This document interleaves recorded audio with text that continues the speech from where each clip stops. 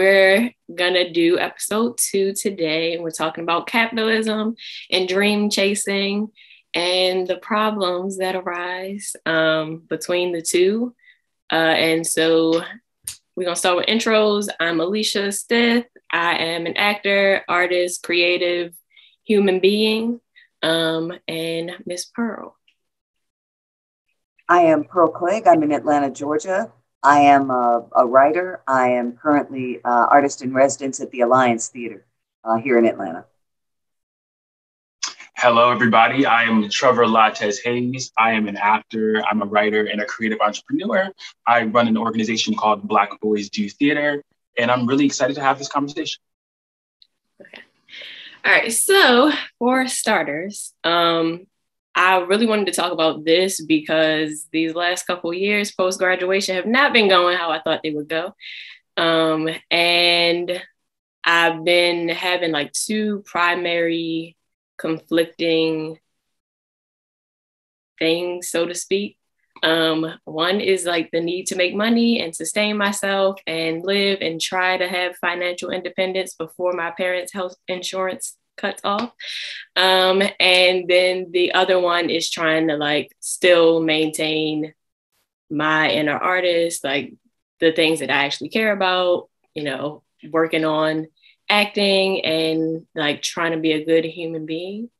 And I've just been finding that with capitalism, right, you can either say because I'm not even sure everybody has dreams. And that's another thing that I'm like interested in. I try to do posts about that just to see where people were. But I didn't really get anybody saying that they did not have dreams. But yeah, so it seems to be like you can either chase your dreams while like trying to find a way to sustain yourself until like you can either merge your dreams with your career and make money off of the things that you love. But normally in order to do that, there's like the time that it takes to like get your career to take off and what you do in between to sustain yourself as an artist, creative, whatever your dreams are, and like sustain yourself financially at the same time. And then there's the other route of you don't necessarily try to make money off your career. You off of your passions. You just go like, you find something else to make money off of, and then you do your passions on the side. But I've found that in that case, that might be kind of the route where people leave their dreams behind, because it's kind of like, at least it seems in the economy right now, it's really hard to like do anything to make a decent enough amount of money to be able to sustain yourself, where it's not going to take a lot of your time. So it's like, how do you juggle the two? How do you, I'm trying to figure out what people are doing, because it's made me think a lot about who can dream. And like, it seems like dreams are very much dependent on how much money you have and like how much support you have financially and otherwise. And yeah, it's just very interesting to me, especially I'm back in Baltimore. I'm seeing like patterns repeat themselves. I'm seeing that I actually don't know very many people who've ever tried to chase behind a dream. And yeah, so it's just giving me a lot to think about. And I'm very interested in y'all's thoughts. So anybody have any thoughts off of that initially? Or Absolutely. I think that problem that you're talking about, how to be the artist that you are and also feed yourself, is the crux of the challenge that we all face every single day as artists. And it's like my challenge is different now because I'm so much older than you are and have had more time to figure that out and put things in place that address it. But I think that I think everybody has dreams.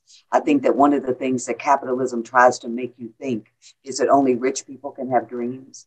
But the difference is people with money often have easier access to the resources that you need to achieve those dreams. You know, if you're a great painter, but you can't buy paint, You know, if you're a great actor and you can't start a theater company, if you're a great writer and nobody will publish your book, then after a while, it's like, well, what's the point?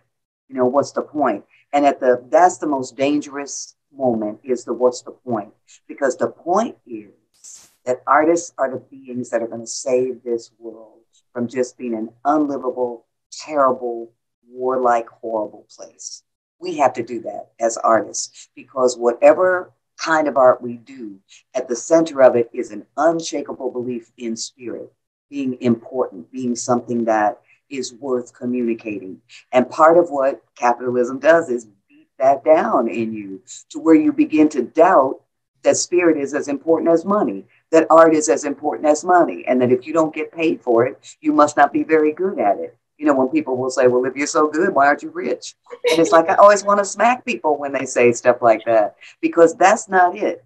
The work doesn't, the value of the work does not depend on the money that someone else decides to pay you. Years ago, I was working on a panel at the National Endowment for the Arts for a part of the National Endowment that was called Expansion Arts, that was actually created to fund arts groups that were not like symphony orchestras and museums, mostly arts groups of color.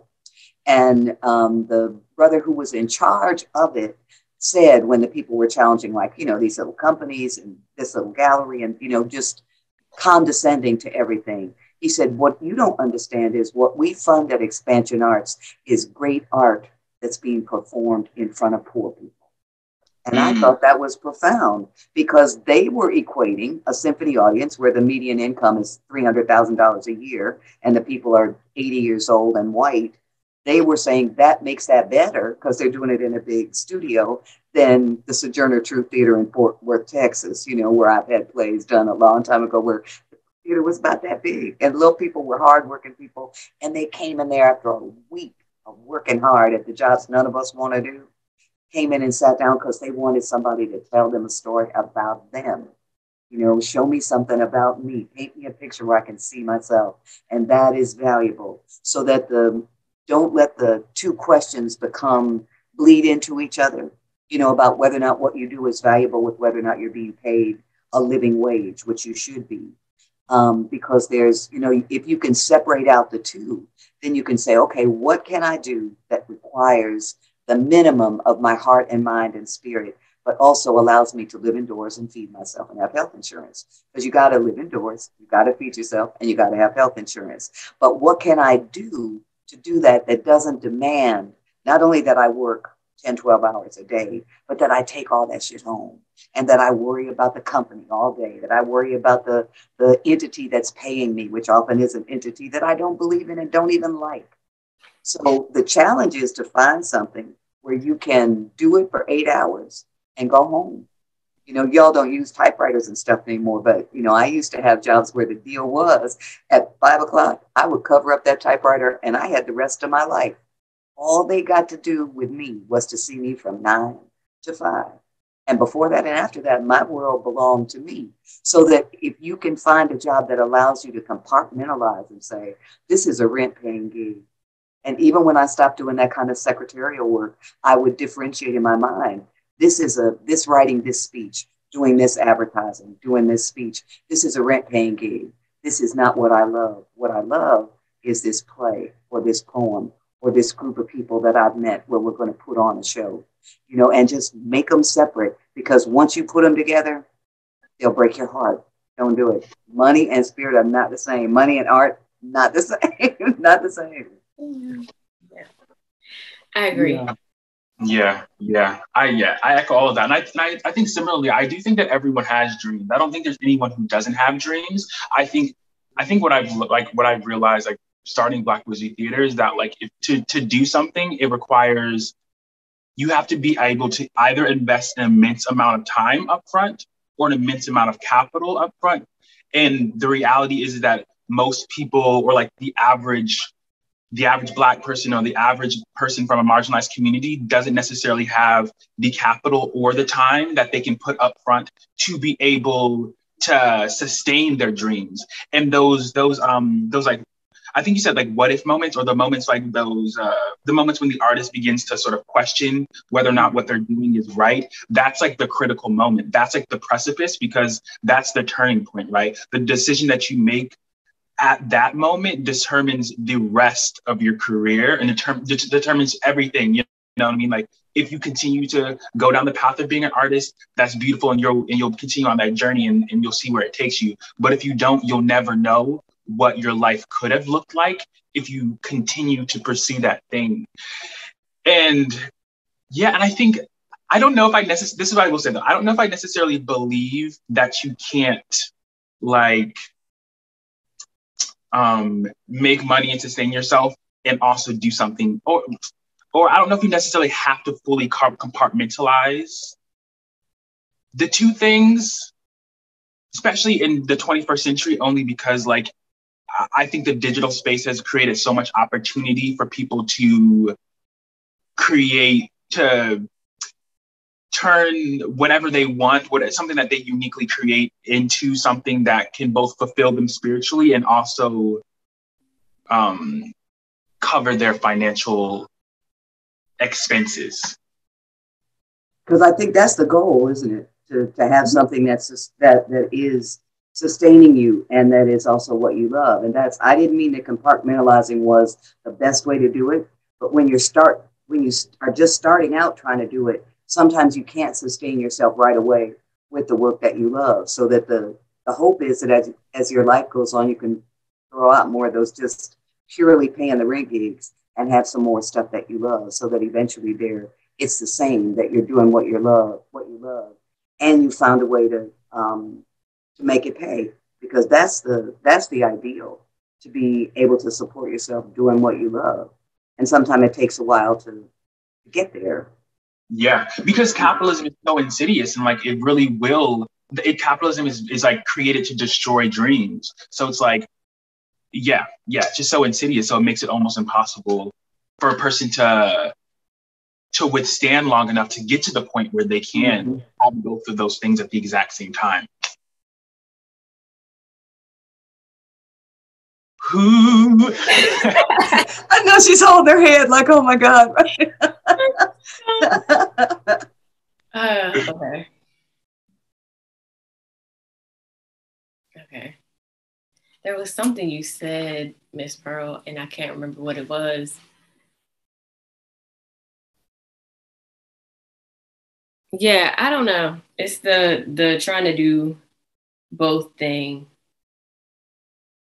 in the beginning that's just like got me like, yeah. Are there any things that are available to you in the place where you live in Baltimore that that would not be like completely terrible for you? Like, do I like teaching part-time? Could I be a substitute teacher? Could I be I don't even know what the possibilities would be.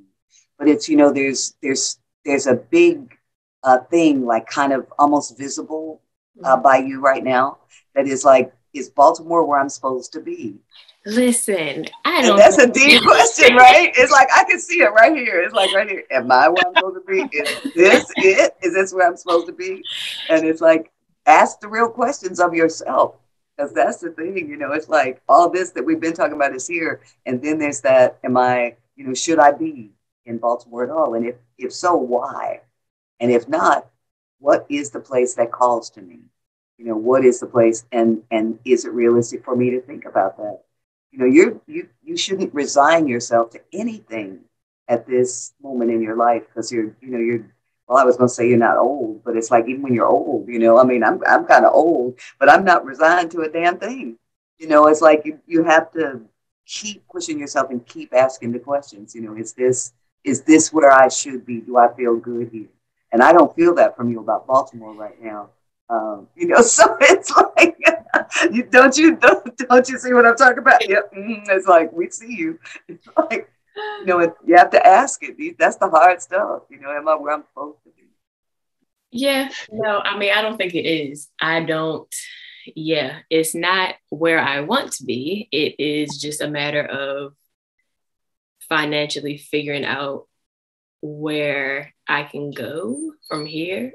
I'm trying to figure out something that's sustainable, money-wise, to get me somewhere else.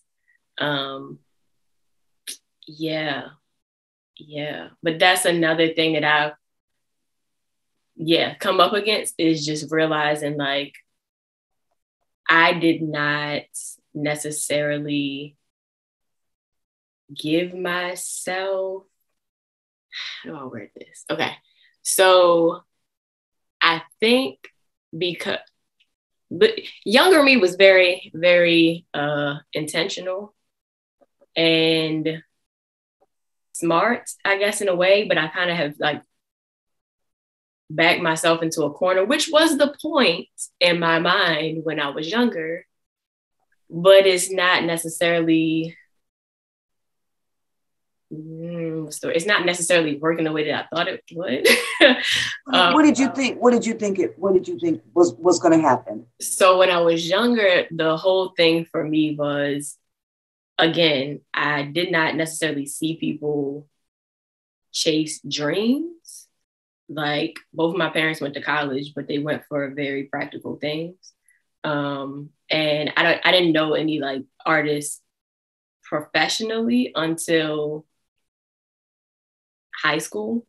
And they were all white, actually. And none of them really lived in Baltimore, actually, now that I think about it. So I just felt like, and then I also watched a lot of my friends, like when I was younger, we all had like artist creative dreams for the most part. And then as we got older, it was like more and more people kind of like dropped off of that. And it got to a point where it was like me and like a couple other people. And I felt like, you know, the way to keep myself like held accountable, like for chasing my dreams, was to like solely like put all my eggs essentially in one basket. So I had no, like, I never thought about anything else to make money. I never, like, I took acting and ran with it, like how I could do all my humanitarian work with it, how I could, like, I ran with I have a bunch of plans in acting, but I need to get my foot indoors before those plans can really like do what I want them to do. And so now I'm kind of at a point where it's like, I don't really know, or I have this degree from NYU and I still don't really know what I can do to make money, because I sincerely have not thought about until now, like what other options there even were, aside from like what I've seen people do. Like, I've seen, my dad's a longshoreman, both of my brothers are longshoremen, and then my mom's a teacher.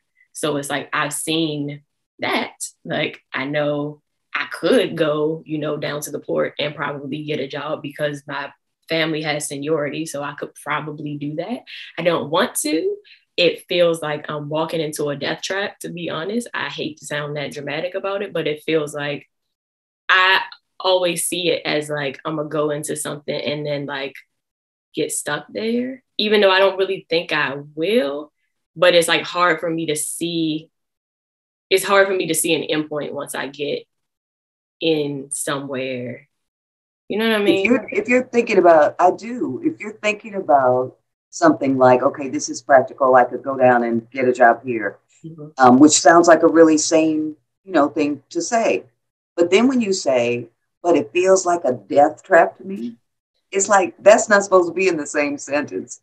You're not supposed to be considering anything where it's like, this could be cool, but if I feel like it's a death trap, it's like, no. Then take off the part where this could be a good decision. Because if it feels like a death trap, then even if it looks like a good job with benefits and all that, it's going to be death to a part of your spirit. Yeah. You know, it might not be death for your father and your brothers, but it's like, if you already feel it, then how would you feel every day when you got up to go to work and all that, when you said, I knew this was going to be just what it is, and it's killing me. And a year will go by and another year will go by and you'll be like, this is killing me.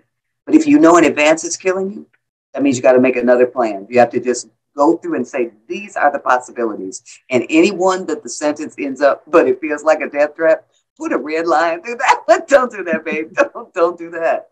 Because there's other, I think that you are at a moment when you thought that things were going to go just the way you had planned that they would. Which is, I mean, you keep saying back when I was young. How old are you now? 25. 25. Okay. Yeah. So that the idea that everything was going to be okay and in place and, you know, that you could look at it and it would make sense to you by the time you're 25, that's a great idea. But if that doesn't happen, then the moment that you're at is saying, wow, all of those from college to 25 plans I had, a lot of them worked. They gave me good this or good that, or this, these are the lessons I learned, whatever that is. And now all of those plans I had have to be reevaluated at 25. And 25 is a good place to do it because it's like a natural moment. It's like 30 is one of those moments, 50 is one of those moments, but 25 to say, okay, that didn't turn out the way I hoped it would, not because I didn't work hard, not because I'm not talented. I mean, you did a reading, you know, and people were just like in love with you. So there's not, that isn't the question, but the idea that I've made all bad decisions and now I backed myself into a corner, which you also said I backed myself into a corner. I feel like you're beating yourself up about stuff that was a good plan, but a good plan doesn't always work out, not because it wasn't a good plan and not because you didn't work hard. So that I've painted myself into a corner. It feels like a death trap, but I better take it. It's like, don't let yourself go that way. Let yourself instead go the way of, wow, that was a great plan. And these are the good things I got out of that. A Broadway producer thinks I'm wonderful. Felicia Rashad thinks I'm wonderful. I got to do this. I'm whatever it is, whatever the good stuff is, whatever the stuff you've learned, not just professionally, but about yourself. You know, where are you stronger than you thought you were? Where are the parts you have to work on to get stronger? But make it a time to evaluate everything at 25, as opposed to saying, I really messed that up. Now what am I going to do? Because then you're in panic mode, as opposed to saying, okay, 25, I got a long time to be on this earth if I'm lucky and take care of myself. I got a long time. So that I don't have to feel like it's all miserable and now I have to just stay in this corner I've painted myself in and take a job that makes me feel like a death trap and I'm 25 years old. You don't have to do that. You don't have to do it when you're any age. You just have to make another plan. Another plan. You made that one. You know, you made a plan to go to college and study acting, right? You did that and you did great. You did it. And now you're out. You came back to Baltimore. You had ideas about what that was going to be. Some of them worked, some of them didn't. But it's like it's just all of it, I do believe. The whole thing of doing this kind of work over time is you have to be flexible. You have to make another plan. You have to say, ooh, that didn't feel good. Ooh, I loved running an independent Black theater, but it exhausted me having to raise the money and sweep the stage and do all of that stuff. So then I have to say, okay, can I really accept an offer of a residency at a big regional theater, which is not a little Black theater, which is what I was used to. And what does that do? I have to make a new plan. And I had guilt about that. You know, I had, is this a good thing to do? Am I selling out Black people in theater by saying I'll be in residence at this one? And you have to think about it and talk to people that you trust about it, like you're talking to us, you know, about it, because it's always the questions don't change. How do I make a living and not let capitalism tell me I need to go get that job, you know, that my brother had? Because that's what the reason they don't want us to have spirit and dreams and all that is. They want drones to work in these factories and to plant this cotton. They've always wanted it, but us for that, they still do. So it's like, too bad. That's what they want. That's not what we, you know, we are free people on this earth. We are free, non-white American people. And we got dreams. And we got a community that needs every dream we can think of. And then some. So our role is even more threatening to capitalism at this moment, because this is a moment when things are changing. You know, people have declared themselves. Trump made it possible for people to step forward and be as hateful as they are. But there's a whole bunch of people stepping forward who are not hateful. So that we're at a moment in our country when our voices and our work and our presence is so important to how the country is going to go for the next 50 years. in the next 100 years. And it's like, that's the challenge, is to see yourself as part of a big picture. That's a beautiful picture, of human beings figuring out a way to be better human beings and pay the rent, and feed yourself, because I'm not pie in the sky. I understand. I don't know how actors, we have, as writers, I wrote speeches, I wrote advertising copy. There's a lot of outlets for writing that I don't know about performance, but there must be things like that, that you can find, or back to the compartmentalized thing, but you're in a planning moment, I think. So don't make the decisions now until you get the plan. That's what I'm getting a little amen from them. That's right. Don't you think she is in a moment like that? I agree wholeheartedly, because I think it's a matter of reframing and reshifting the way you think about your childhood, right? I think what I had to realize is that I had to realize that I already made my dreams come true, right? I was able to get myself, we all were able to get ourselves from the places that we were to being college graduates, being successful, already being so much more successful in a lot of ways than where we came from, right? And that is something to celebrate in itself. And I think something else that I also realized is that I realized that at 18, I feel often when you go off to college, you have this thing that you want or whatever, you forget to continue dreaming, right? You all in your childhood, you create this dream and this fantasy for yourself, and you do all the things to sort of get yourself towards that dream, whatever that dream looks like for you. And then at some point, at least I can say for myself, that I stopped dreaming. I stopped thinking about what would my dream look like beyond what I've envisioned, what my younger self envisioned. And I realized that I had to dream again. And like you said, plan again, right? I've accomplished a lot of the things that I dreamt of before, but where am I now, and how can I begin to just dream again and make a new plan for what the next phase of my life is going to look like? Yeah, that makes sense. I'm trying to figure, I actually think that's true. In terms of, did I continue? Yeah. I feel at least for myself, I can say for myself, I got so caught up in like you said, wanting to be an actor and wanting to do these things. And that was, and like you said, you were so your vision is clear, you're here, this is what I want to do. So you get so caught up in pursuing that, and you're oh, I have to go here to do this, and you have this really clear and set plan, and you just put your blinders on, and then you forget, and then you're oh wait, I didn't even realize I had blinders on this entire time, and I wasn't, and I, you know what I mean? Your vision just gets blurred, and it's natural when you come from the places that we come from. It's because so often our dreams weren't nurtured, right? We had to be the people to nurture our own dreams, because like you said, you didn't have artists around you. I didn't have artists around me. So it's we had to be the ones to get in there and make it happen.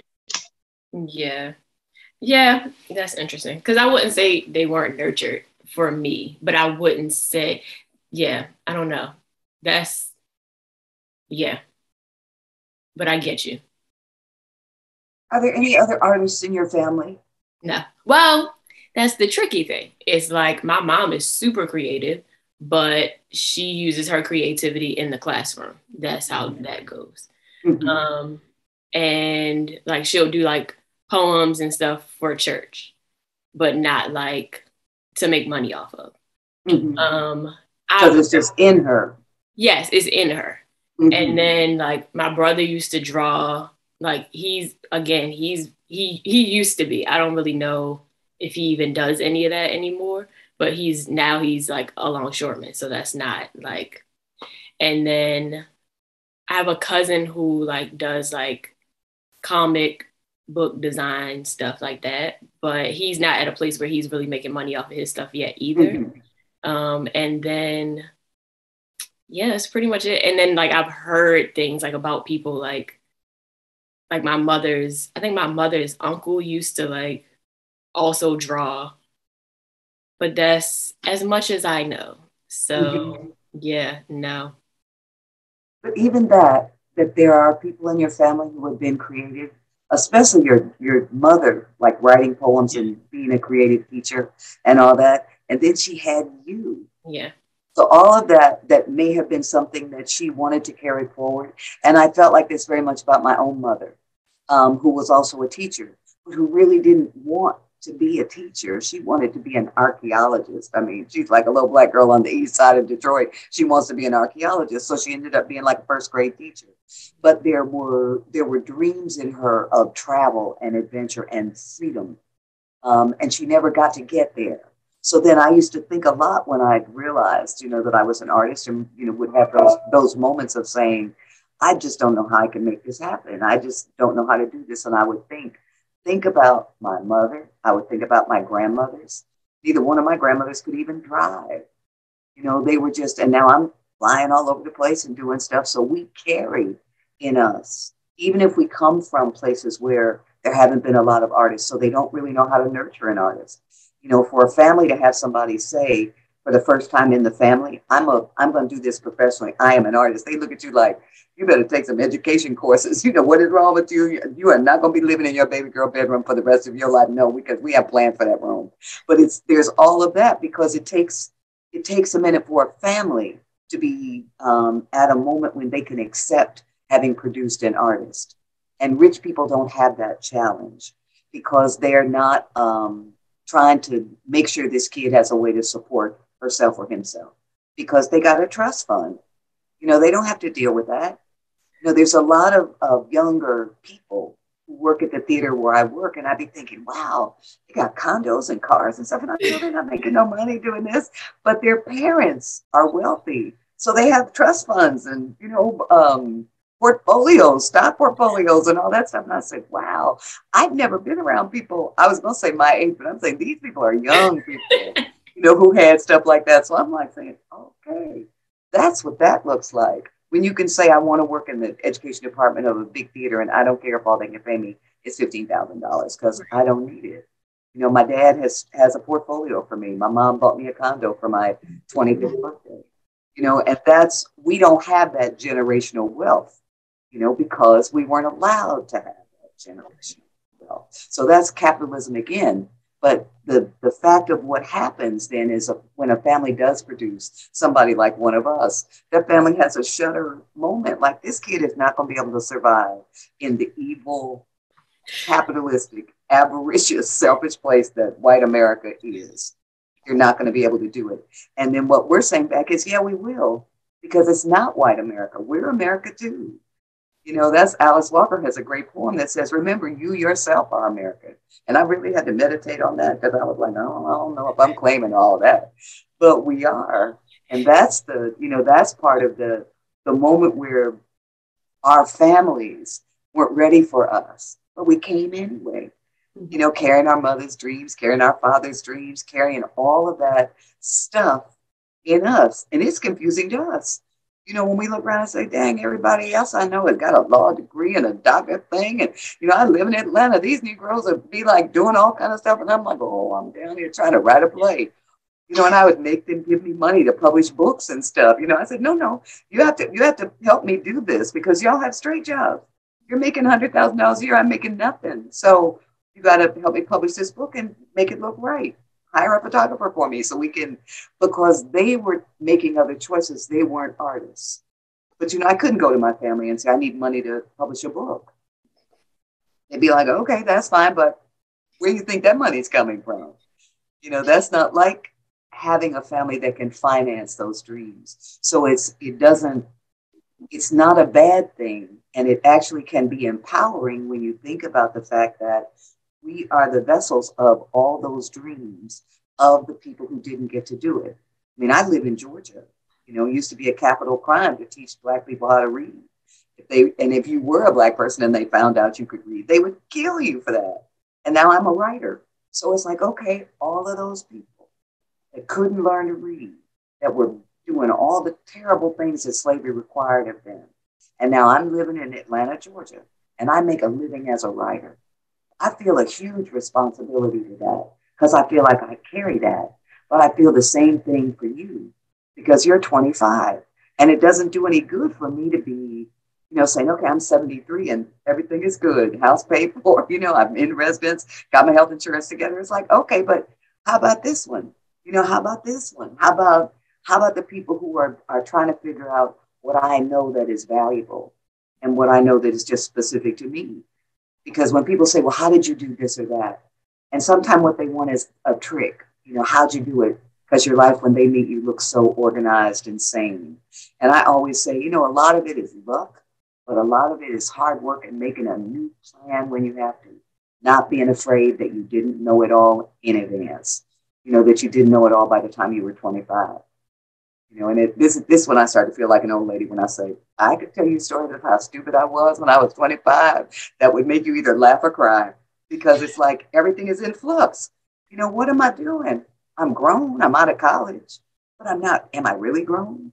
Am I, what am I doing? I don't feel grown. I feel a little scared and dependent. So, what am I doing? But that's what you're supposed to be asking yourself. And it's hard. It's not like, is there another set of questions? Not unless you're wealthy. The set of questions for people who are working for a living is, what am I doing? Where am I doing it? What's my next phase? And it's never, sometimes people will try to present a path to you like, all you have to do is this. You want to have a theater company, all you got to do is this. You want to be an actor, all you got to do is this. And it's like, it's never all you got to do is this. You have to do everything, and you have to do it repeatedly. It's not like, well, I've worked hard all year, now everything's going to be cool. It's like, okay, I worked hard another year, I lived through it, and now I got another year to plan. How am I going to do it? I remember a guy who was a writer, a friend of mine, who was a Jewish guy whose family had money. And he said to me, you always have to plan if you're really going to be an artist and a freelance and all that. You have to have 2 years of what you need to live on in the bank. And I laughed. I said, how am I supposed to do that? I'm trying to figure out how to pay this at the grocery store and pay my rent. And, what can I pawn and all that stuff that you think about? So it's like people who make it sound easy. It's not. But it's a great life because that's what you are. I never, even in the times when I was like, oh my God, I got no money. What am I going to do? I got a little kid. What am I going to do? I never felt like this was like a death trap. I never felt like I was in a corner I couldn't get myself out of. And that was worth everything to me, because there were moments when I was trying not to be what I was, when it felt like an absolute death trap. Like I'm going to be, someone dependent on a husband, and I'm going to do everything he wants, and I'm going to be dependent on a boss and do everything he wants. And my spirit couldn't take it. My brain couldn't take it. It was like, I'm not doing this. I don't know what I'm going to do, but I'm not doing this. And those are two separate questions too. I'm not doing this. Okay, but what am I going to do? My husband always says there's only two questions worth asking. What is and what is next? So then I used to try to argue. There's a lot of things that go into it. He'd be like, okay. And then finally I would get down to, he's right. Yeah. What is and what is next? And both of those, you have to figure them out. Write it down. Write it down. This is what is. This is all the good stuff, all the bad stuff. And these are the possibilities that are not pie in the sky dreams, but real, not what I want in 5 years, but what do I want in the next 6 months that is achievable, so I can judge myself on that. I said I was going to do this, and now 6 months. Did I do it?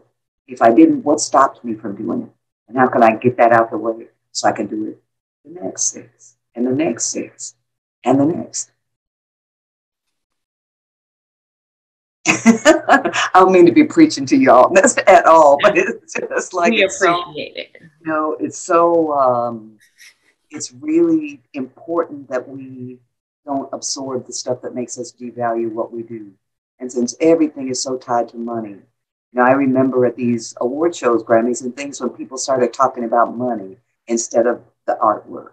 They weren't talking about the music they were making. They were talking about how many units they had sold. They were talking about when this was going to drop and they wanted to make money. And I was like, wow, I don't recall ever hearing the Temptations talking like that. I don't remember ever hearing, the musicians who were making the music that was fueling the life we were living talk like that. They were talking about making music. And then it changed because the record industry changed. just like the theater is an industry at that level, you know, right? But it's like that's at that level, and there's all kind of levels, you know, where you can say, no, I'm not doing that. I'm not going to make the compromises that are required to do that.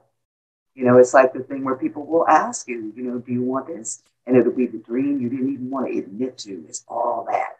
And all you have to do is not be a free woman anymore. Sell out your people. Talk bad about your family, you know, and it's like, no, you can't do that. But the questions will come. All you got to do is this. And it's like, okay, well, let me think. What does that mean for me as a free person, as a free man, as a free woman, as an artist? What does it mean? What do I need to do? Yeah. So that's another thing, like, that I wanted to ask you about. Like, because we talk about this all the time too, where it's like integrity and like this, because again, you know, it is an industry. So it's like, I could go on about that too. But just like, how have you navigated that, especially in the beginning? Because the beginning is the part where it's like, okay, but like, you know, I could take, you know, so I could start. But then we also talk about this all the time, where it's like, I think the first time I heard it was Denzel Washington said something about like, when he was younger and the beginning of his career, Sidney Poitier told him, like, the first couple things that you take will be like what sets you up like for the rest of your career. I agree with that, just because like I just feel like for a creative field, people aren't really that creative with the way that they see you. And so I feel like, you know, the first, not even just, I'm just big on alignment in general. I think once you start in a direction, like taking things for certain reasons, you kind of align with other people who think that way. And you start to like, that starts to become your, even if you don't want it to be your tribe, that's who you have around you. So it gets harder and harder to go in the direction of people you really want to work with, who align with you, and things you really want to work on. And, you know, it gets you further and further away. But in the beginning, it's just that is a very hard thing to navigate, because it's like, but I mean, it's better than working, you know, at this corporate, you know, whatever, for minimum wage and doing all of this. Like, so like, you know what I mean? Like, what kind of things are you talking about? Like roles that you would be offered that wouldn't actually portray the character in a way that you thought was a positive, truthful portrayal?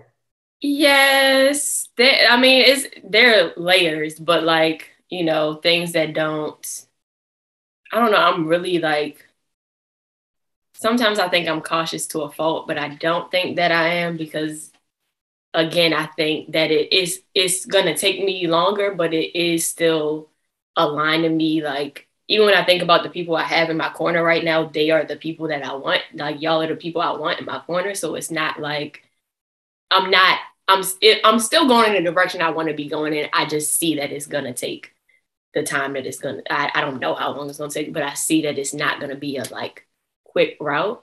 Mm-hmm. But it's just like, I've noticed, like, for me personally, I don't want to do stuff that I feel like will mess with me. Like, it's like a whole thing, but like things that I feel like, go finish that sentence. What were you getting ready to say?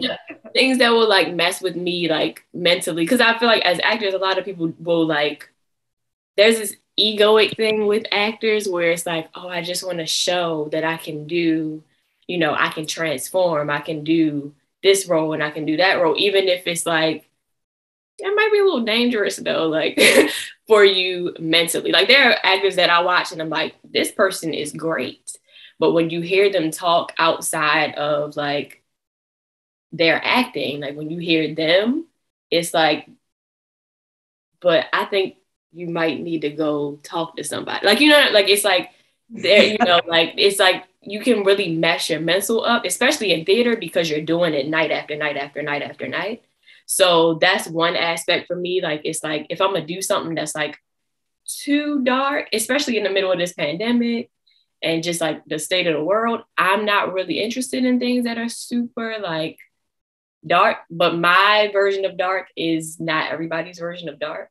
But just like, it's just certain things that like where I am in my life, I won't take. And it's not all about like mental health. That's an aspect, but it's also just about like how I'm seeing Black people represented and what I'm willing to do, what I'm not willing to do, how I'm seeing like just certain aspects of things that I'm just not going to participate in.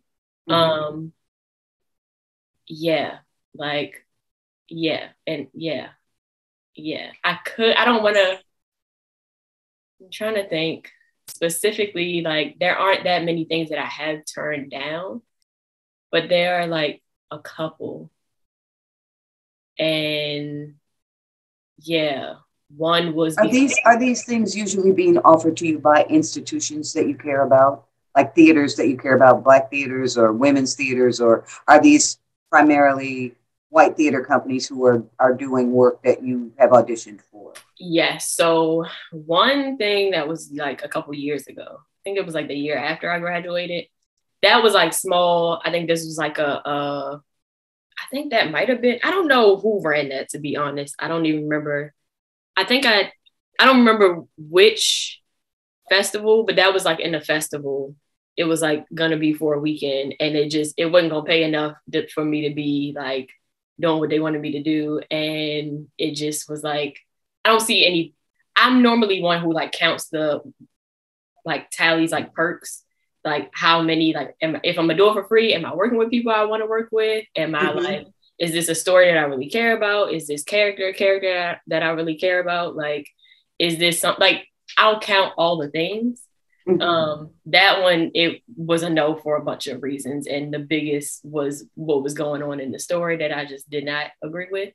But yeah, there were no perks that I could see off of it. And then the last one, I like the playwright. I like the director.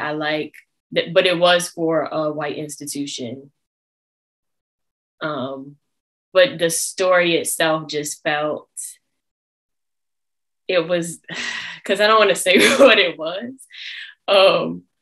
But it just felt not like it, the issues that were being tackled weren't,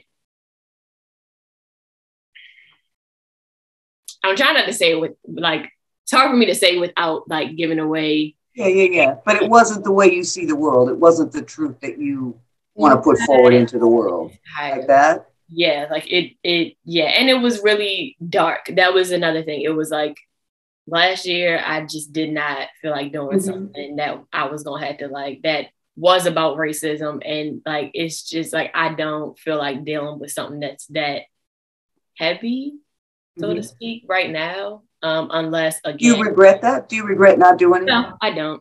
Well, there you go. So that was a good decision.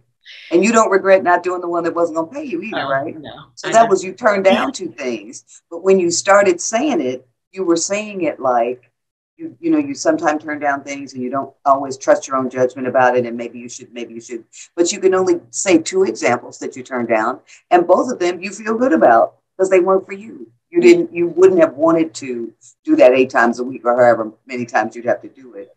So that when you look at those, sometimes I think that you're used to listening to a voice that is telling you you're making the wrong choices, like negative stuff there. And I have some experience with that. So I actually named voices in my head for a while.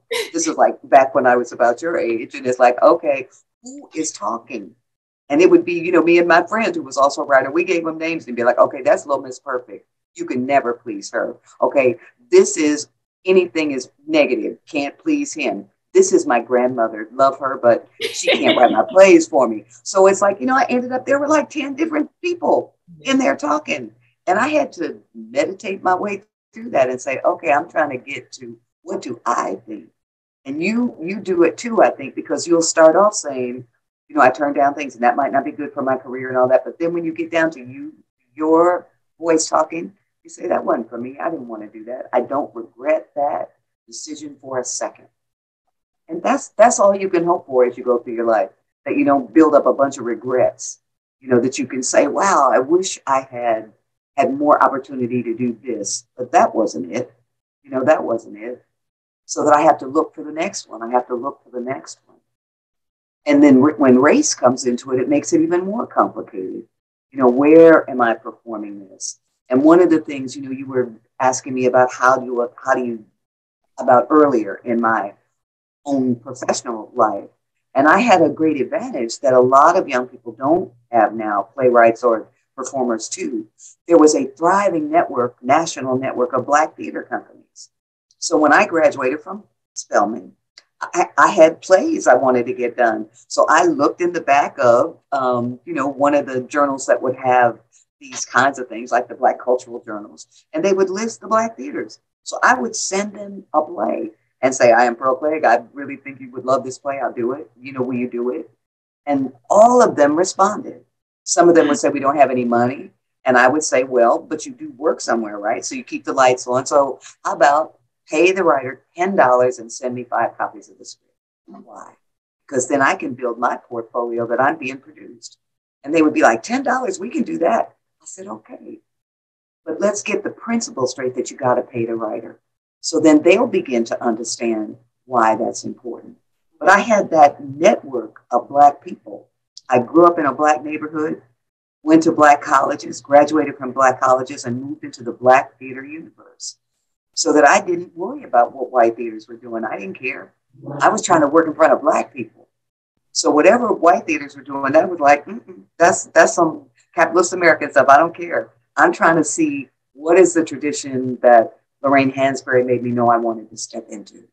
You know, what can I do to write plays that will make the Black people that I know in my neighborhood lean forward and say, yes, that is true. That is us, girl. How did you know that was us? That's what I'm looking for. And it's like I had opportunities for that because those theater companies existed. If I had immediately gone to try to work at the Alliance Theater, I would have been completely distressed and depressed. They were in this town then when I got here. They never gave me the time of day until Kenny Leon got there. Then there was a Black person. And he was already my friend. We had already been doing shows together. So he said, look, I have money to commission a play. You want to write a play for me? No playwright ever says no. So it's like, yes, I do. I would love to write a play for you. Because then it wasn't the question of going to a big white theater. Then it was a question of me working with my friend. And my plays had all Black cast. So it was like we created a little Black theater company within that theater company.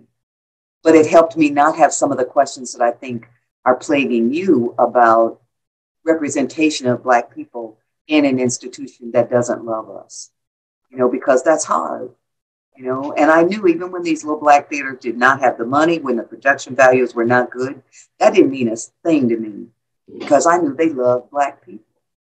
They wanted to nurture Black artists. They wanted to empower the people who came to see those shows. And I wanted that too.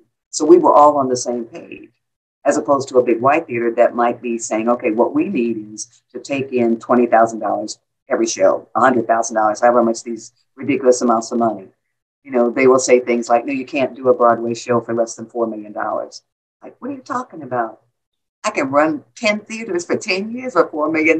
Just let me have it. You know, come on. And you're talking about one theater that, you know, one play that might not even last for a month. Where you spend all that money. I mean, look at the Spider-Man thing where they kept injuring people and it was terrible and all of that. It's like too much money, too much money. We don't need that. We need a place where the people who come there are going to hear what we have to say because the people that produced it, the people who are doing these theater companies and making them work, want that work to move forward. So when you pick a play, you pick one you love. Because why would you not? You're doing it out of love. So you got to pick a play that you love. And when you decide to be in a play where they're casting you and you love it, then that'll be something where you will never regret taking it Even if they send you $10 and 5 little beat up copies of the program, and I would brag to my friends, look at this, I had a play done. And they'd be like, how much money did you make? I said, you're a lawyer. You don't get to ask me that. You all are going to make more in 2 hours than I'm going to make. But you have to celebrate this. Because what I'm trying to do is write plays, not make money. I'm trying to support myself. But I don't necessarily think I can do that writing plays yet. I never thought I could make a living writing. I thought I would always have to do that compartmentalized thing. And I did for a long time. I can type real fast. I was a secretary. I did this, I did that. And then when I got to where I actually could make a living writing, I was like, wow, how fabulous is this? All I have to do every day is get up and write. Go to rehearsal. That was my dream, to be able to write. Not to be able to write and not have to have another job. I assumed I would have to have another job. So then I had my dream on steroids, because it was like I was writing and I didn't have a job I hated.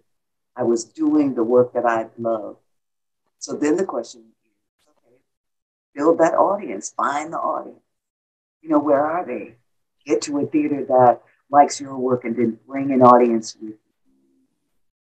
When I first started working at the Alliance, they were amazed. So many Black people came to my shows. I said, y'all didn't discover me. I've been writing for 20 years before I ever got to you. I have an audience that will go any theater I'm at because they're going to see me. They're going to see what I'm talking about because I've been in dialogue with them for 20 years. So don't be surprised. And their surprise was only because before I got to where they were, I was invisible to them. They never saw me. I was a big shot Black playwright, but they didn't know my work because they didn't care. They had one Black playwright that they could look at, and that was August, rest in peace. And it was like nobody else.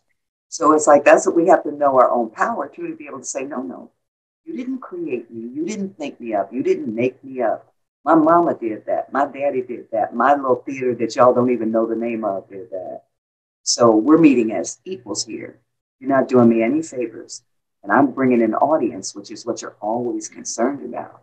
So don't talk to me like you're doing me a favor, and treat my audience good when they get here. Don't tell them they laugh too loud, because they're going to react differently. And that's the beauty. You can do this. Whatever this is in your mind, I believe that you can do it. I think you're very talented, and I think that you want to do it. And I think at this moment, for all legitimate reasons, I think you're really scared. And it's like, no shit. We've all been dealing with the fear of the pandemic for the last 2 years, and then trying to be an artist and then looking at 25 and all that. I think you're really, really scared. And that's legit. That's like, oh, I'm walking down a dark street. First time at night, I don't even know who lives on this street. Of course you're scared, but then you say, well, no, I got that little miner's hat thing with the light on the front. I can see. I can't see all the way down the block, but I can see where my next step is, and then my next step is. You get to be scared, and you get to cry, and you get to say, I don't know what I'm even asking y'all to talk about. It's like, that's all of it. That is what it is. Trying to struggle through and figure out what it is, and finding people who will not only allow you to cry and be afraid around them, but will tell you the truth of it, which is that's a part of it. That's a part of it. So you have to embrace it and say, okay, I'm really scared. And then ask yourself, what am I scared of? And try to write it down. I'm a writer, so I'm always saying, make a list. What am I scared of? What am I not scared of? What's going terrible? What's going great? Because then you have something concrete that you can look at. Next time you say everything's going terrible, you can say, let me check my list about all the good stuff. Say, dang, it's 15 on that list. There's only 3 on the terrible side, because you can whittle that terrible side down to where everything you do is intentional and is taking you in a righteous direction. And the questions you're asking are the legitimate ones. Am I in the right place? Am I doing the work I love? Do I feel good? Am I nurturing myself? Am I loving myself? Am I surrounding myself with people who can love me? And not that you should be able to say yes, yes, yes to all that. But if there's somewhere you can't say yes, yes, yes, you have to say, okay, I need to work on that then. How do I build a community of artists? How do I look at places that might not be Baltimore, but might be places with something I could do, and go find a way to go there and look around? You know, is there a theater there that I could do some work? You know, are there people there that I know who can help me do it? But to keep admitting how hard it is, you know, and sometimes just sit by the window and drink a glass of wine and say, dang, I had no idea it was going to be this hard. And then, you know, drink the wine, get up and say, okay, now, what do I need to do? What do I need to do? Because nobody ever tells you to be an artist. I don't know a single Black artist where when they said they wanted to be an artist, where everybody around them said, oh, that's so great, Junior. We're so glad. No, even your grandmother who loves everything about you would be like, do you think you can take care of yourself? You know, and they start thinking back, you know, to what they had to go through, you know, so they're protective of you, but sometimes that comes out in, that's silly. You need to teach. You need to be a longshoreman. You need to, you know, be something that we can wrap our minds around, not because we're trying to control you, but because we love you and we're scared for you. You know, if you think you're scared for yourself, you know, grandmothers are always scared for the grandbaby, especially the I have a granddaughter who's 18 who wants to be in theater, you know, and she sings and dances and she's like, she's good, but I'm saying, oh, and I hear myself wanting to say the things that people said to me. You know, it's so hard, you know, make sure you can also teach, do this and that. And then I put my hand over my mouth and say, no, I'm her grandmother. Her mama got to say all that. I'm her grandmother. I get to say, you are good at this, baby. It's going to be hard, but go ahead. You know, call this person when you get to New York and tell them that who you are, so they'll speak with you. Call this person when you get to this theater and tell them what you want to do. Because it's, you know, it's like we have to encourage each other and we have to encourage the next group that's coming. You know, the next one. I didn't know you were going to have me up here preaching today. I would have brought my little glass of wine with me. That's not too bad. I hate. That's the only thing I hate about Zoom. You can't all be in the same place. So we can't be someplace, you know, eating nachos and drinking margaritas and saying, So we got to be here drinking water so we don't sound crazy, you know, when we're taping. But it's really good. It's good that you're doing it and that you're confused and scared and still talking and still trying to figure it out. Well, what do I need to do? Trevor, you got any thoughts? Yeah, I mean, I just have a question because, like, you talked about how when you graduated from Spelman, like, there was that, like, directory, that list of, like, Black theaters and things. And I think a big question that I have is that, like, how do we, like, get back there, right? Like, because I feel like there's a lot of people who graduate from a lot of institutions and a lot of Black people that I know who graduate from these great institutions and then, like, but they feel so lost afterwards. And you, like you said, you had something to, you know, to, like, go to. I was like, so I always wonder, like, how can we sort of reignite that kind of, like, the flame in creating that kind of network or, like, that kind of resource. You know what I mean? Because it's just like, yeah, I think it's what you're doing. You know, you're trying to make a theater that is viable, you know, trying to make a theater that works, because a lot of the emphasis has changed from what I was talking about, where people want to work in front of an audience that they know. You know, I wanted to work in front of Black people. I was looking for Black theaters. Many of the Black artists that are going through colleges, at Black colleges or colleges that are not predominantly Black colleges, they are being programmed to want to have a commercial career. They want to go to Broadway. They want to go to Broadway. If one more little person asks me about Broadway, I mean, I just tell them, I say, don't think about that. You're 18, you're 15. What are you talking to me about Broadway? But they're being programmed to think that that's what it means to be a theatrical professional. You have to go to New York.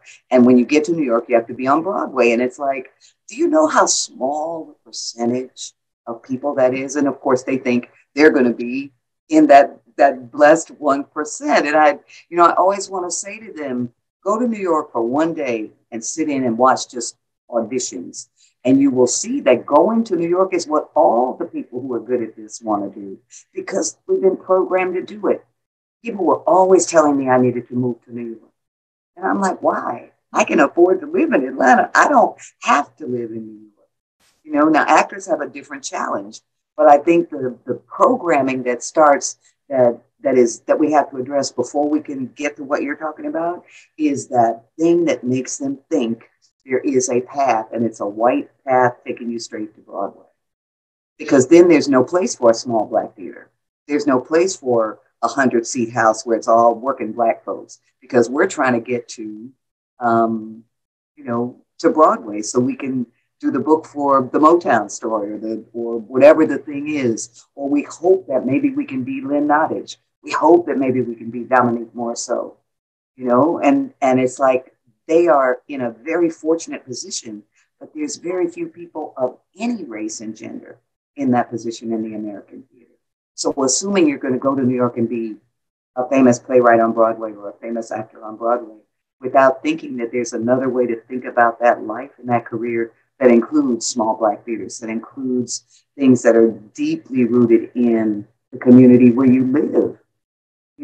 How do we do that? How do we make people do it? I'm always trying to, at this moment, I really am consciously trying to set my plays in Atlanta, because, people act like every play has to take place in New York. And it's like, it really doesn't. Wherever you live, write about that as a writer, write about that. And I think it's the same for trying to start an institution, except it's so expensive, because you've got to deal with the fact that the people who want to direct are also being directed in that way till you got to get to Broadway. The people who want to design are being direct. So if you say to them, but we want you to work on this show and we got $100 for 6 weeks, they'll be like, that's not what my dream said. My dream said on Broadway, I can make $3,000 a week. And it's like, how fabulous would that be? You say, well, we don't know, because none of us have done it. So it might be fabulous. It might be crazy. We don't know. But that can't be the goal, because there's so few people who are going to be able to do it. And what you're doing, trying to make an independent institution, is, I think, what has to happen. And this is a transition moment when the group that's being programmed to want to go to Broadway realize that that's butting their heads against the wall, and start looking for other options in a way that isn't, now I've failed, I didn't get to Broadway. But like, okay, that isn't what I wanted. Let me see if I can find another way to do it. But that's the transition moment that we're in, which means you're building an institution at a moment between when segregation and the fact that we couldn't get in these white theaters nurtured a whole network of Black theaters. And then as soon as people could start working everywhere, they left the Black theaters behind. I'm from Michigan, this Idlewild, Michigan, beautiful Black resort. As soon as people started being able to go to Club Med, they left all those Black resorts. The Lincoln Country Club, the Detroit in Idlewild, Michigan, all of those, because we get confused, which is what capitalism does. No, it has to be the white thing. You can't add on. You can't say, great, we already got a universe of Black theaters. Now we can add all these other theaters. Then we have twice as much, as opposed to saying, great, we can leave ourselves behind and go try to make these people love us. It's like, no, let's love us. And that can be a part of what we always do. That's something that programming thing is something I think about very heavily all the time. So I wonder, this is for both of you, but what responsibility, if any, do you feel in helping other Black people who have lost their way and are so deep in their conditioning, right, in their programming? What responsibility do you feel in being hey, yo, sis, bro, no. That's what I do, just like that, just like we're talking today, just like that. It's like people learn not to ask me if they don't really want to know, because then they got to take 3 hours of preaching about things. But it's no, I feel a great responsibility for that, and I try to talk to them about it. I work with young people I do a program at the theater every summer with 20 high school juniors and seniors, and I always try to talk to them realistically about what the future is and how they have to plan for it and how they have to think about it. But it's very difficult with every other thing they hear telling them, go to Broadway. And we have all this thing now Star Search and all that started it, where people feel like, okay, I can just get on a television talent show. They'll discover me and I'll be rich and famous. I'll be getting Grammys in a month. All I have to do is this. And it's never all I have to do. They have to understand that it's hard work and that it's going to be different. It's going to be different, but it's very difficult because you think about that programming, I do too. What is it that they're hoping for? And I don't want them to, be destroyed by trying to do something that's not going to happen. I want them to get stronger. I want to find a way to say to them, if this doesn't work out, think about this. Think about, if you can, supporting a Black institution. When so many of these big white theaters started doing my plays, they can pay a lot of money in advance. I had an agent for the first time, and, he would be talking about how much they were going to pay me. And I'd be like, wow, this is great. But then a little Black theater would want to do it, and he would say, well, they can only come up with whatever it is. And I said, we'll take it, whatever it is. And he would say, well, this big theater is offering you this, so, if they're not going to be able to come up to that, we can't do it. And then I have to, which people don't do, talk to the people who handle their business, talk to the agent and say, that's not how we're going to do it. We're going to do it like this. Any Black theater that wants to do my plays, we're going to figure out a way to allow them to do that. And it's not going to be the same as if it was, the Mark Taper Forum. It's going to be different, but that's what we're going to do. And then he understood that, because if he hadn't understood that, I would have had to find another agent, because you can't have the people who do your business working against what you believe, because that's when money becomes the whole thing. Because if you have an agent that is only trying to sign you up for projects so they can make that 10%, then they'll sign you up for anything. But if you have an agent who loves what you do, understands what you do, they can help you find those things, and they will work with you to build the kind of institutions and the kind of professional presence that you want. I never wanted to ever be in the position where all the Black theaters I had been working in could get together and say about me, Pearl used to work with us, and then she started working with the white folks, and now she won't give us the time of day. That would be death for me. Now, that would be a death trap, because I'd be like, what are you doing it for? Why did you start doing this? What made you start writing? Who were you writing for?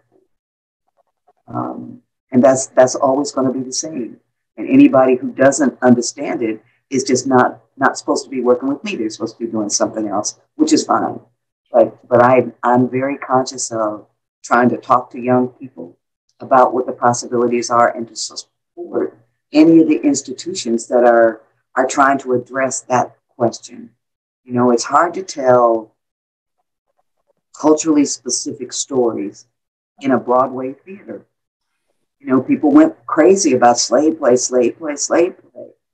But a lot of slave play was really talking to white people. It wasn't really talking to Black people, which is fine. I don't ever try to tell a playwright what they should write about. But the idea of trying to please a Broadway audience that is going to be overwhelmingly white, overwhelmingly moneyed, or they won't be able to pay the price of those tickets, that's going to change your work. It's going to direct your work in a certain kind of way, because they think different things are funny than we think are funny. They have different cultural touchstones than we have. And if you're only trying to make that Broadway audience love you, then all the other folks who are not on the Broadway audience are not going to be in your mind when you sit down to do the work you said you wanted to do. And then you'll feel bad, then you'll weep because you'll be hopeless, as opposed to weeping because it's a hard moment and it's like, oh, I would like to be on the other side of this one. It's like, we all have those, but not hopeless. You don't want to be hopeless. And that's the end of it. You gotta keep moving. Yeah, we talk about that like with Broadway, and just like how much is the hope like to change, because we hear all this talk about like changing Broadway and like trying to get more Black stuff produced on Broadway. And but who's paying for that? Who's paying for it? Exactly, but also like they never talk about like how much like tickets cost, and like you trying to get this Black stuff, but who is it being done for? Because it's like, who can afford to come see this show? Who's the show even really being marketed to? Mm-hmm. And that's why like I feel like I run into this problem all the time. Like, I do not sing. It's not my thing. But I run into it all the time with like Broadway and like things that I audition for. And it's like, but can you sing? and can you dance? Like, why is it that a lot of times, like, people, like, the Black things that get done have to have like, singing and dancing attached. And then, like, there's also the aspect of, like, Broadway is touristy, and it very much seems like Broadway is about making money. It doesn't seem like Broadway is about making money. Don't have any doubt about that. Yeah. Broadway is all about making money, all and only about making money. That's it. That's what Broadway is. It's like, if you're, I don't know, Broadway is a tricky thing, because it's like, if you can do it, great, but like, who are you doing it for? Who's actually getting to see it? Like, is it really, like, I don't know, like, I have like, I've started to realize I'm not really sure Broadway is the best place for, like, straight plays that aren't, like, showy in any kind of way, because it just doesn't, they don't seem. And you don't have to worry about that in advance. Oh, no, I'm not. That's just no, that's what I'm saying. You don't even have to figure out whether or not just the general thing about Broadway. We know there's general things we can say, like it's all about the money and all of that. But there's moments that come together when it's like, okay, this is a really good play. And this producer, who is not a Black producer, but who is a Broadway producer and thinks it's really good, can make that play go to Broadway. Mm-hmm. But we're not changing it to go to Broadway. We're not pretending it's something else. We're consciously also trying to bring audience with us. But it's sometimes it can be a good thing. It can be a great tribe of creative people who finally have the resources they've never had to do something interesting. You know, that can happen. And it doesn't always happen for anybody. You know, Black people, white people, Latinx people, it doesn't always happen. But it's like, I just feel like we don't have to shut ourselves off from any possibility. And we don't have to decide in advance, is this going to be a good thing for me? Until somebody says, I would like to offer you this. And then you can say, wow, the money's great, but it's going to break my heart. I can't do it. Or, wow, the money's great. And I think it's okay. It's not going to change the world. It's not exactly what I would do, but it's not, it doesn't make me ashamed to look at my neighbors. It's good. I can do it, you know, and then do it or don't. But it can, all of these things are changing. You know, all those discussions about We See You, White American Theater, and all of those, valuable. But we're still in the moment of white people feeling guilty. You know, we're now, when these big white theaters do the thing before they say, we are so grateful to be on the land of Native people. And, you know, that's all of that stuff. But it's like, okay, are there any Native people on your stage? Any plays written by Indigenous people on the stage? And both of y'all did this, because the answer is no. Because it's a transition. It's a transition. They're at the moment of saying it, but they haven't translated it into what it means. You know, it's like people used to say, well, you know, we think Black people should have their rights. We think they should be able to vote and all that. It's like, yeah, but, you know, what are you doing about it? And we're at that moment in theater. You know, even the term BIPOC, you know, that still places white people in the center of everything. Black, Indigenous, people of color, the only people not included in that BIPOC thing are white people. How can that be? That we're all over here in the BIPOC, and who's over here making those decisions? You know, all of those things are because it's transitional. And we have to be able to say in those moments, good effort. We love that y'all are saying that in front of your shows, but where are the plays by the Indigenous writers? Where are the actors who are from every community that makes up America on your stage? And if they're not, then it's not our theater. It's still your theater. And we're still being the BIPOC over here. You know, and that's not, I'm not interested in being over here. I'm interested in being at the center of the work that I do. We all are. And it's like we're pushing the American theater. We artists of color, we're pushing them. And it's like pushing that whale across the street. Because you got the money aspect, you got the race aspect, you got the gender aspect, you know, you got the homophobia aspect, you got everything in there, and we're still pushing it. And sometimes we're going to do it in a way that's really graceful and we're proud of us. And sometimes we're going to do it in a way where we say, what were those Negroes thinking? But we know what they were thinking. They want to work just like we do. So we're pushing it because that's where the jobs are. You know, wouldn't it be great if in 50 years, Broadway audiences actually look like America? That's not going to happen until the plays look like America, until the actors look like America, until there's a place for people to tell their stories and get good at it. You know, but it's like it's coming. And you don't have to change it all overnight. You don't have to make it all work overnight. You have to just take one step in front of the other, do your little bit, and then reach back and let somebody, you know, come and talk to you. So when my granddaughter is saying, okay, my grandma told me to call y'all because you might be able to help me. I'm trying to be an actor and I've landed in Baltimore. I don't know what to do. I'm in New York City. Tell me what you know. And you can tell her what you know. Just like I'm trying to tell you what I know. Because I love y'all. We can't like let people fall by the way and feel like their dreams don't matter. You know, that's not it. You know, my generation talks a lot to younger people about, you know, we did this and people die for your right to do this and people die. And all that is true. I mean, it's true. And I have maximum respect. That's my generation. I love what we did. But I also know that we are at the moment where we can't push that well anymore. Because we got bad knees now, you know, we got arthritis now. We can't be doing it. So it's like we have to look back and say, okay, are y'all ready? Because I've been pulling the tail now. I can't do it. So y'all have to grab hold of this tail and I'm going to sit down for a minute. And y'all have to say, I got this. Not a problem. Not a problem. We got this. And that's the way I feel talking to you all. The challenges are so great. To start a Black theater company in America in 2022. I mean, you talk about a dreamer. You are that. You know, to even think that that could be something that you would want to do and then proceed to do it. That you want to tell honest stories that don't demand you to do jazz hands about Black life in a truthful way. You know, that's what I want to happen. I want people to want it so bad that they figure out how to do it. And that's what y'all are doing. Because that's how it happens. You know, crying about stuff. I used to cry all the time.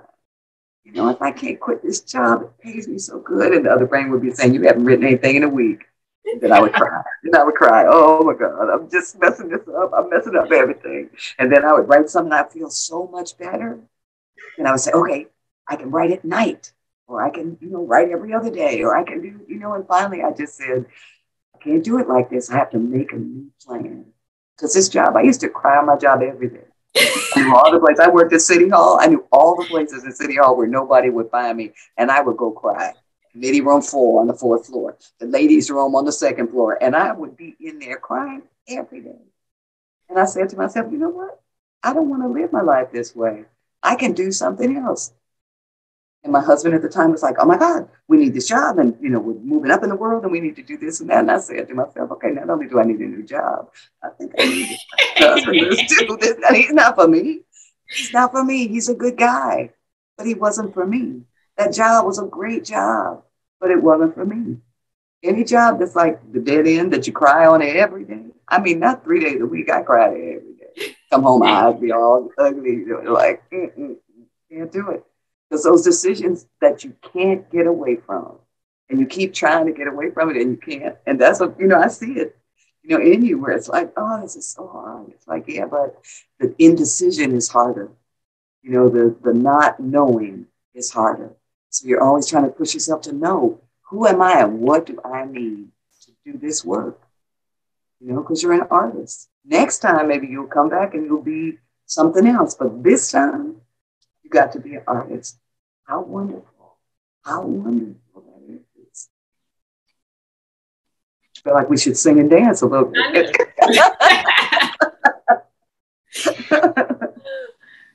Well, I mean, yeah. I think I wondered though, like, how do we like create more space for like intergenerational conversation? Because I think like even what we're doing right now is like so vital and important, right? Like, how do we like cultivate more space for that? Because I think part of the reason why a lot of people feel like this way, like how Alicia feels, is because like they don't have people to talk to. They don't have anybody necessarily to go to who has blazed that trail, right? Who has done that thing that can breathe life back into them, if that makes sense. Yeah. Well, I think it's a part of it is young people looking for that, but it's also, you know, people my age being prepared to do that. You know, Sonia Sanchez still does a lot of that. Nikki Giovanni still does a lot of that, you know, so that we are, those of us who are trying to foster that conversation, are really passionate about trying to foster that conversation. But you have to figure out, where can we have it? I've done a lot of speaking at colleges, because they're young people. They're wanting to know. I work with young people at the theater for that reason.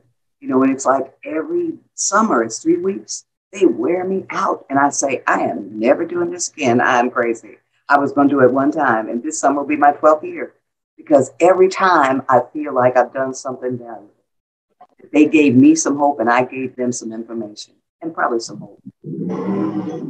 But it's like finding those moments when you can do it. When you can find an older person who isn't going to talk down to you and condescend and tell you how we did it. Because how we did it means nothing. I mean, it means something. I don't mean it means nothing. But we didn't have social media to deal with. We didn't have TikTok. We don't know anything about that. It's pitiful. I see people my age, and we'd be like, okay, what is this? What is it? How do you find this on your phone? How do you do? My grandchildren be like, okay, Granny, let me show you. They know everything.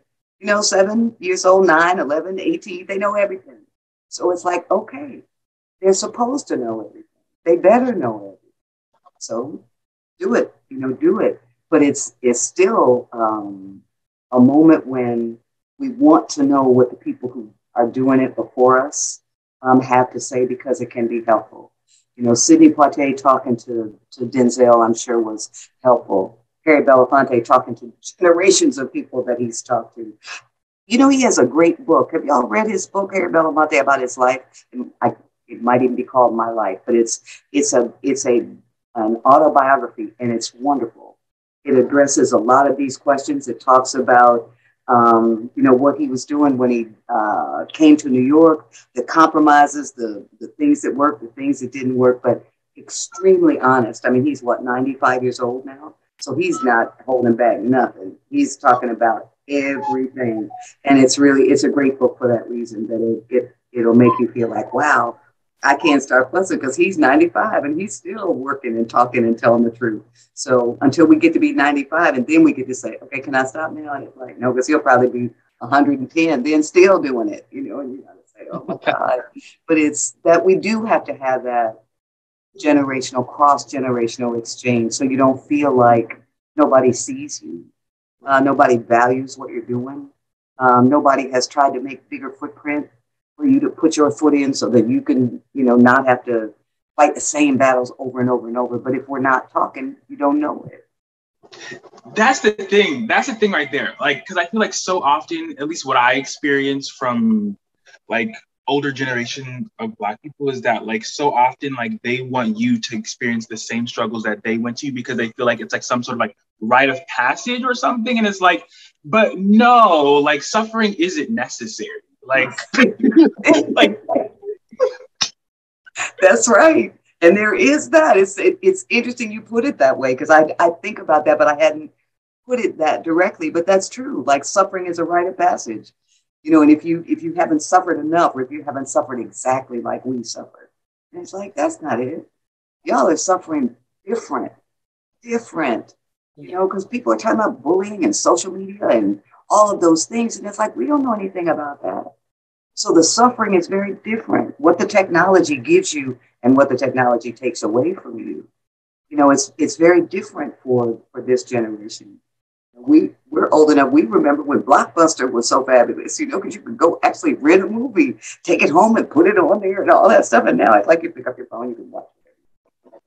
And those are like little things, but they're huge, because they have a big impact on how we tell the stories. And that's what we are. We're storytellers. How do we tell the story? How do you tell it on a stage? How do you tell it on a big screen? How do you tell it on a little screen? How do you tell the stories? That's the thing. There's a great story about Charlie Parker, the musician, being in a bar with some of his band after they had played something, and he kept playing country music. And they were like, what is wrong with you? Why are you playing this stuff? And he said, it's the stories, man. It's the stories. And he's right. Country music is like straight up stories all the time. And he was looking not for music necessarily, but for storytelling.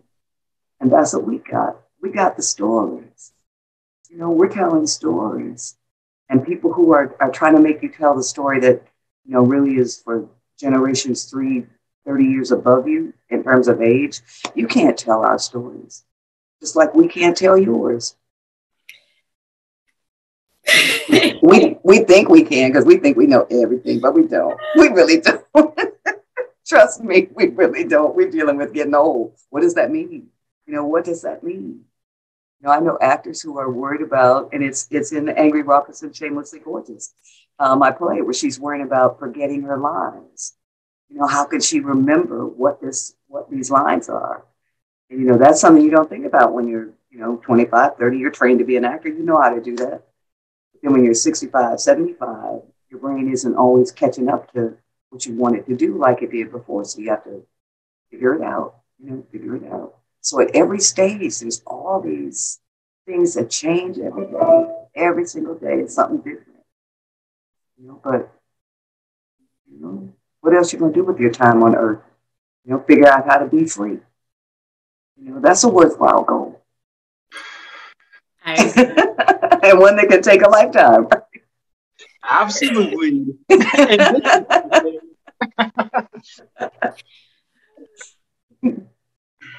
Well, that was great. Yeah. I don't know. I got a lot to. Yeah. Yeah. And that's a good thing. And it's like, that's all we can do is try to support each other and love each other and talk together like this. That's like we got 3 people talking. 2 had talked before. Now all 3 of us have talked. So we have a conversation that will continue in whatever way it will. You're an actor. I'm a playwright. You're an actor and a theater person who's making a theater. I'm a playwright. We're supposed to talk to each other. How's it going? Is it working out? What's going on? How are you? How are you feeling about this work we do? It's like the Godfather saying, this is the life we've chosen, the gangsters. This is the life we've chosen as artists. And you can't get away from it because it's you. We don't kill each other when we want to leave the group, but sometimes it feels like we do. But it's that, this is the life we've chosen with all its craziness, all its terribleness, and all its wonderful moments when it all goes right. And I know both of y'all have had those moments when the play went right, that other people in the tribe were right, everything was right, and it felt great. Because if you never had a night like that in the theater, you wouldn't still be doing it. You'd be like, oh, this is not fun ever. And even if it's only fun once every however much the time is, when it is good, when it works right, and when the audience leans toward it, and you did that, it's hard to find something better than that. It is. It really is. So treasure it. Try to find more of those moments because they're wonderful. And that's what makes us keep pushing that way.